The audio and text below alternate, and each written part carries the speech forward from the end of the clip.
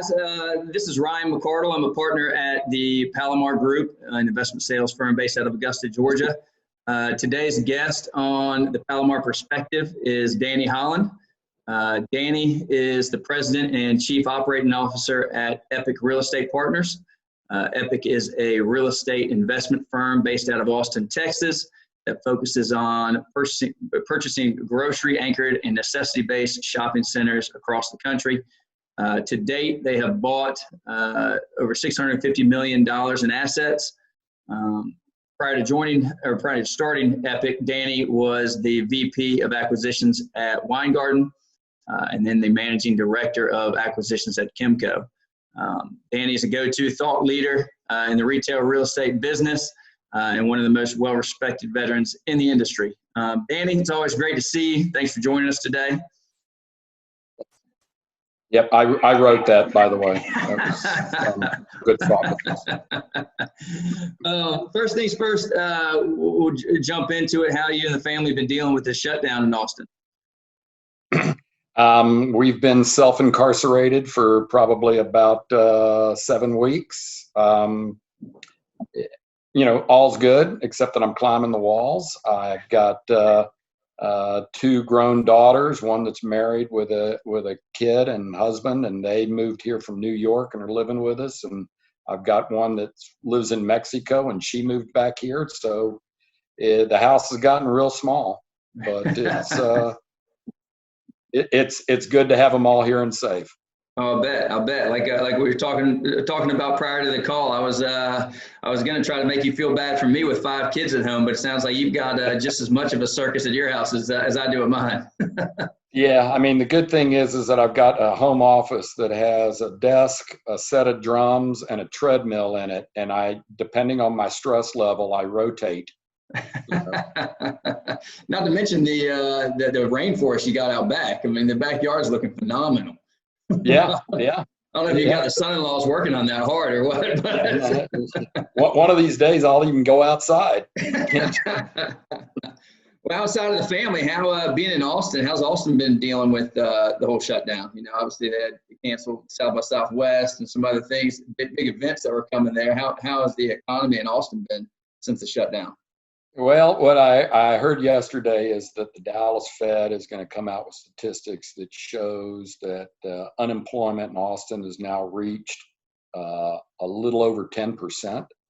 And that means there's 125,000 lost jobs in Austin right now, which for Austin is very big. The city, lost South by Southwest, likely is going to cancel the ACL festival, likely is going to cancel the F1, but it's persevering. They just started opening up the state, and they're going to see, how it trends and how it goes by opening up restaurants 25% and stores, only allowing 10, 15 people at a time in, and, just see how it goes. People are walking everywhere and being friendly, but we're, as with everywhere, reaching this inflection point where you got to get out. And so we'll see. The streets are pretty empty. You go downtown, it's like a ghost town. A lot of buildings are boarded up.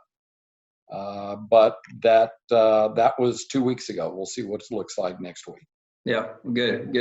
Well, I'll tell you, I went down with the family to Hilton Head last weekend, and while you're on the beach, you would have thought Hilton Head didn't get the memo that there was anything going on. The beach was packed with people. I mean, it was crazy.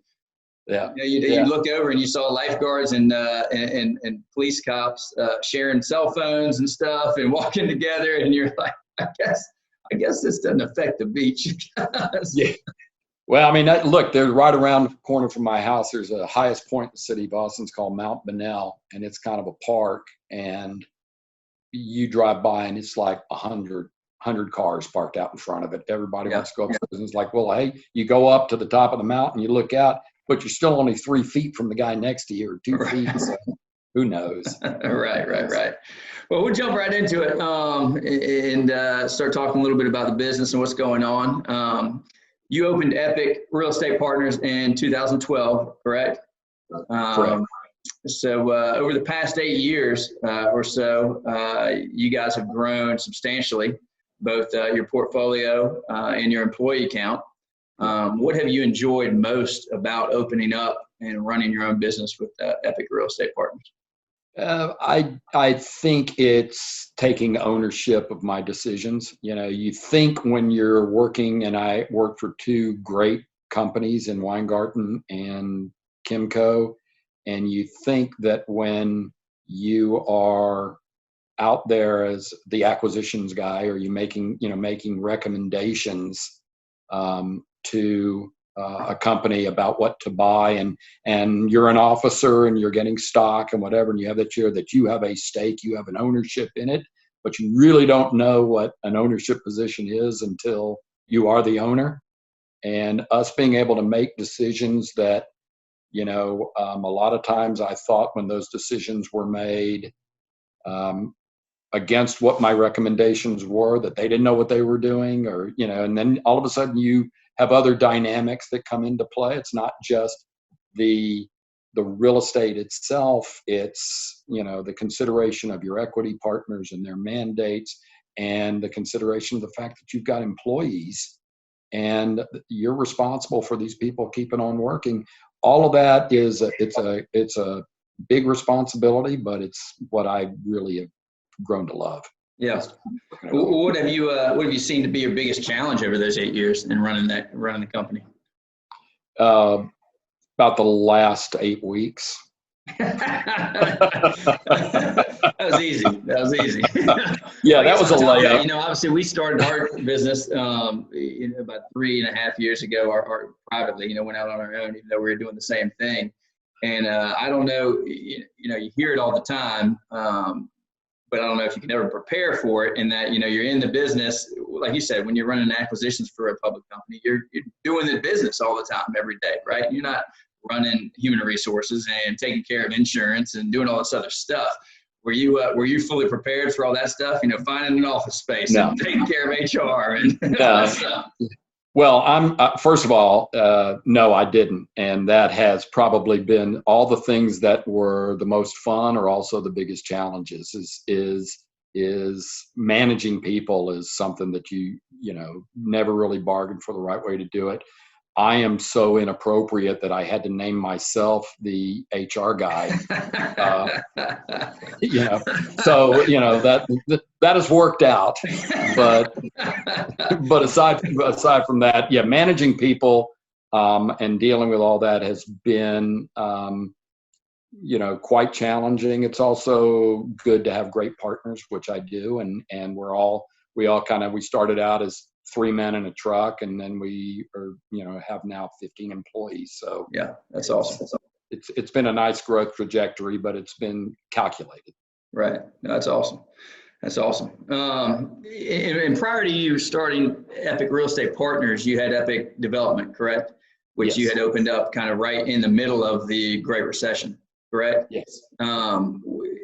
Coming in from Epic Development to Epic Real Estate Partners, and as we were coming out of the Great Recession, did you find that to be a big benefit, kind of starting to buy deals, in 2012, or was it tough to find those deals that you wanted to be in at the beginning, or how did you find that? Yeah, it was. Look, our program sources product in top 40 non-gateway markets around the country, excluding the Midwest, excluding the Northeast, just because the Northeast is just so competitive.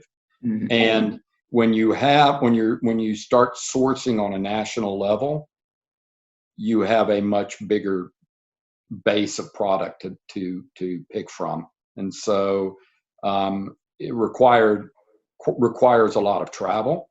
But there is more product out there. If we just relegate, and we decided to focus just on grocery anchored. We did buy a couple of power centers as part of a portfolio sale, we ended up a fund and bought a power center, which we have one left that we now call our DaVita dialysis anchored center, because they're about the only guys paying rent. But the ability to search nationwide gave us the opportunity to see product everywhere, which is what I did at Weingarten, as did my partners. So we decided when we opened the company to play to our strengths of sourcing nationwide and being able to analyze markets, centers, grocers, the right real estate, and it has proved good for us. Right. Good. Being a private office, where are you all getting y'all's equity to go and buy these deals? Are y'all raising individual funds, or how are y'all going about? Yeah, we've been in 4 joint ventures, if you will. 2 have been with private equity funds, and 2 have been with the university endowment. And right now we're in with a hedge fund. We're on a buying program with them, and they basically have been funds of one, if you will, where we're buying exclusively with one partner and aggregating a portfolio with that partner. Yeah, you talked about the type of deals that y'all been buying in the past, mostly grocery or necessity based retail. Through this shutdown, do y'all have active deals that you all are either one currently underwriting or have underwritten or under contract on that y'all are continuing to move forward with, or have y'all kind of pressed the pause button as so many other groups have? Yeah, well, we've pressed the pause button, quite honestly. We had 2 deals, one that was under contract and one that was being awarded to us. And we agreed with we felt that there was no way to value them with everything that was going on. We didn't know how to assess value to these. We spoke with the sellers, let them know what our position was relative to that, and that I wasn't coming in to retrade them. I was coming in to say, I don't know what's going to happen with this real estate. And rather than we all go through a prolonged due diligence and retrade and discussion and hand wringing and jockeying back and forth, it would be best just to pause on that. And so we're spending all of our time right now, and have been the last few weeks, taking care of our assets, right. Negotiating both with tenants and, with lenders, because we put debt at the property level. We're not like a REIT that has corporate debt, but no property level debt. Right. And we've actually been getting some new lease deals done in a number of our centers, which is surprising, but they're deals that were happening, before, and they're with good credit tenants who basically have said, we want to keep moving forward with you. Right. Well, what have y'all been doing on that tenant side, staying on that theme of dealing with the coronavirus and the effects of the shutdown? We've had a lot of conversations with different groups as to, hey, are you all proactively going to the tenants and saying, hey, look, I know you're struggling, or I know you're closed. This is what we'd like to propose to you. Or are you waiting for those tenants to come to you all, or how are y'all kind of dealing with it? And then on top of that, what has y'all's collections been? Have y'all been able to maintain? Or are y'all down by 30% with your collections, or kind of how's that looking? Well, I'll take the beginning is, we have, it was almost like we didn't have to be proactive. They came to us like immediately, and especially the mom and pops who were pretty, concerned and freaked out. And we knew that we spent, and so we proactively went to, responded to these people and said, look, and have negotiated with, we segmented out. We took our entire tenant base and we segmented out mom and pops, franchisees, national credit, anchors under X amount of square feet, and sorted out based on their use and who was likely to stay open, who was likely to close, who was likely not to make it. And we looked at those, and we basically went to them and we offered, either in some instances abatement, some instances deferment, some instances we said, you're open and operating, and this is good for you. And we have lenders too. We sent out and compiled a questionnaire that we sent out to all these people, basically a loan application from them that also asked them, are you, did you apply for the PPP? Did you get, you get your SBA loan? Have you looked at any other sources? What are you doing to cut down your business? How can we help you do things? Do you need designated parking spots for curbside pickup? Or, how can we set tents up out front, or additional signage, or things like that? And then there's, some tenants who, that are saying, well, this is an opportunity now for me to reset with the landlord. Right. Which you have to decide, which is a group you have to deal with, but really for the most part, a minority of tenants. Most tenants are hurting, and we understand that. Right. And so we've tried to work with them, and our collections as a result are in the mid 60% range, which we think is probably about average for the grocery anchored set. My understanding is in the power center set is, anywhere between 25 and 35% on collections. Yep. And the malls are 5 to 15%. Yep. We only have one power center, as I said, which I call my dialysis center. Right. Because everybody else is throwing their hands up. And so I think our collections would be a lot better if we didn't have that power center. Right. I'll also say that I think May is going to be a lot worse than April. Yeah. Just because a lot of the people who went through a month of deferral or abatement, or 2 months, worth, are going to come in and go, man, I've got to stretch this out for the long haul. So we've gone from, in some cases, giving, a month deferral or 2 months deferral with a payback to 4 months of half rent. So right. they can spread it out. Right. Well, on top of that, talk about May being, which you hear a lot, probably going to be worse than April, because these tenants are finally feeling the effects of what's happened, right? Whereas April, they were paying with March funds, right? Right.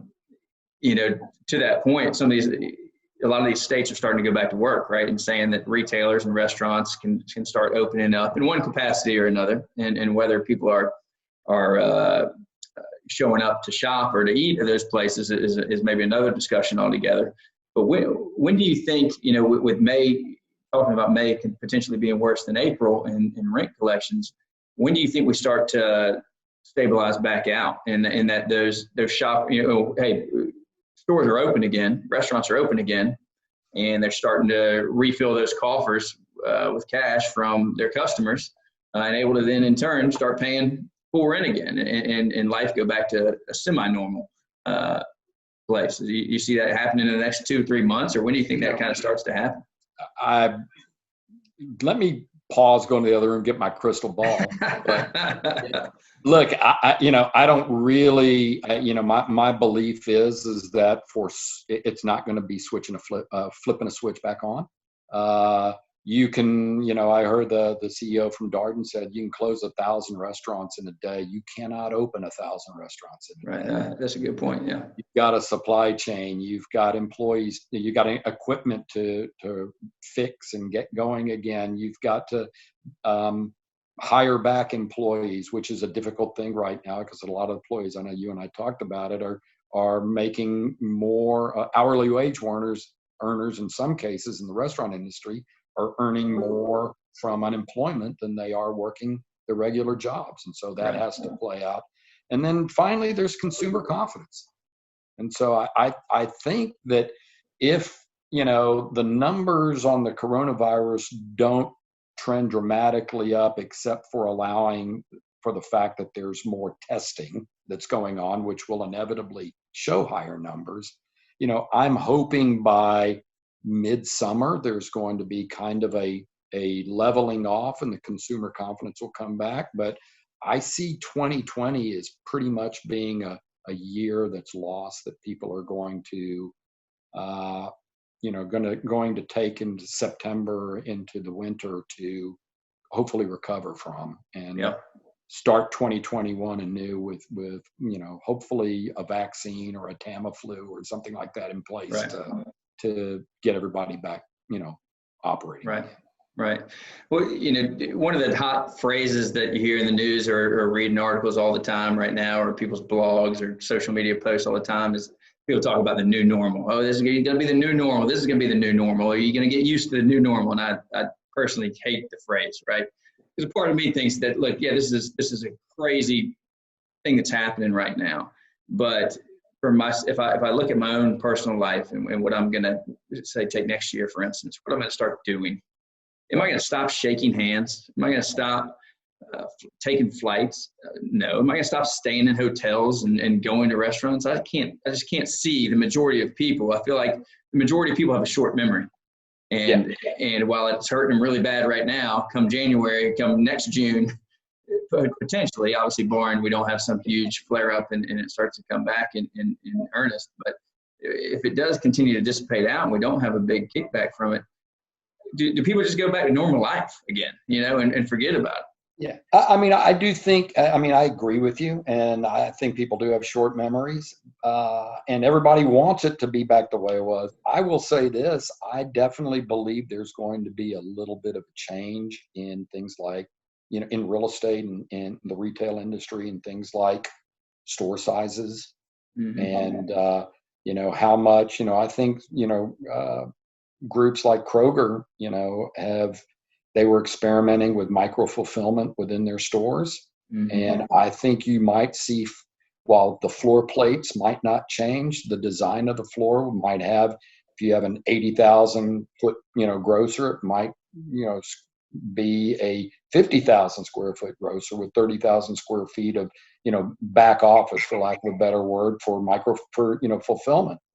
I think you might see stores like Bed Bath and Beyond going from, 25 to 30,000 square feet down to 10,000 square feet. And they have one of everything. You buy it on the spot and then they ship it to you. Right. And that kind of lowers their exposure and rent, but it's also, there's rent obligations that these tenants have to fulfill. I think it's not going to be an immediate change, but I think there will be some change over time in that. Yeah. And it's not necessarily a horrible thing. It's just basically getting, making sure that, you have the right real estate, right. To where, even if they cut down their stores, if there's bringing people into the stores, then the industry will recover. Well, and a lot of people talk about a lot of that stuff was already happening, albeit slowly. It was happening, and this kind of helped rip the Band-Aid off and say, hey, look, you've got to do something today, right? Change how you're operating or change how you're set up or whatever it may be. Correct. Right. Yeah. So look, I want to be I'm optimistic just naturally. Otherwise, why in the world would I be in this business? But, you got to believe that there is, we all have to adapt, but there's a lot to look forward to. I want to believe that while it may not be the quote, worst of this is behind us, we're not far off. Right. So I'm thinking that, if we all can last through this year, all of our tenants last through this year, all of our people's health lasts through this year, right. I think that we'll all figure out a way to make this all work. Right. Well, good. Well, once again, not to take up all your time today, we'll jump into this final section of this video call we've been doing with a little thing called the common area, which you're going to love. Just little dumb questions that our 11 Twitter followers are really going to be excited about when they watch this video. Okay. We'll open up with what's Twitter? We'll open up with one that I think my son wrote for you. Okay. If you were to describe yourself as an animal, or somebody else were to describe you as an animal, somebody in the retail business was going to describe you as an animal on the Serengeti, which animal would it be? Well, with my nose, it's got to be an elephant. So, I'd like to say I can sniff out deals, but with this nose, you can sniff out anything. So. But it's really just there, right? Yeah, that's right. I like it. All right. Next question. You've got one last meal to eat before the world comes to an end through all this coronavirus stuff. Where are you going, and what are you having? Well, I have been craving Josie's enchiladas at Maudie's Mexican restaurant here in Austin, and I haven't been there in about 2.5 months. Yeah. So if it's my last meal, I'm have at it with plenty of onions and salsa on it, Let me have some good Tex-Mex, and I can go to my I like that. And here, I thought you were going to say Franklin's or something. But if that's if you're going Mexican, I need to come with you then. Well, I actually got Franklin's to go not too long ago. So right on. Well, we had our first Franklin's experience with you last year, and it was memorable to say the least. It was great. Yeah, it was great. fun. All right, last question, then we'll wrap this thing up. And probably the most important question of the day. In a three-way cage match to the death, who's winning from your office between you, Nick, and Blair? Oh, well, you can't take just strength, okay? It's not a strength thing, okay? Who's winning? Well, Blair would try to flip the ring and get us all out of there. Tortoise is kind of a mad dog who grabs on and never lets go. I don't know. I'd rather just get on the sidelines and let them go at it, and I'll just sit on the sidelines. And so as a result, I think I'm the one who ends up winning. I like that. I wouldn't have thought anything else. Well, great. Well, Danny, thank you very much for joining me. It's always great to catch up with you, whether in person, over video calls, or whatever. I hope that you and the team at Epic stay safe and healthy over the next few weeks. And if you're watching this and would like to have a conversation about the Palomar Group and how we can help you navigate what to do with your investment real estate, please go to thepalomargroup.com or contact any member of our team. And Danny, thanks again for joining us. Thank you, Ryan. It was great. Good to see you. Take care. Stay safe. All righty. Bye.